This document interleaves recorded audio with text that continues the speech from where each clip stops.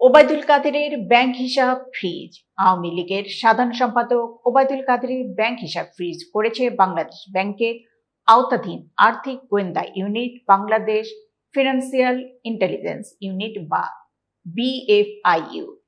চিঠিতে বলা হয়েছে, ওবায়দুল কাদেরের স্ত্রী, সন্তান বা পরিবারের মালিকাধীন ব্যবসা প্রতিষ্ঠানে ব্যাংক অ্যাকাউন্ট থাকলে তাও স্থগিত করতে হবে। অ্যাকাউন্ট ফ্রিজের ফলে এখন থেকে তারা আর কোনো টাকা তুলতে পারবে না। মানি লন্ডারিং প্রতিরোধ আইনে এই নির্দেশনা দেয়া হয়েছে।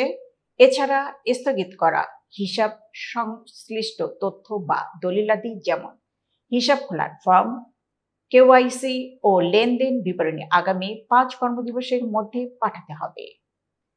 এতক্ষণ বার্তা বৈঠকের সঙ্গে থাকার জন্য ধন্যবাদ। নতুন নতুন তথ্য পেতে বার্তা বৈঠকের ইউটিউব চ্যানেল এবং ফেসবুক পেজের সাথেই থাকুন।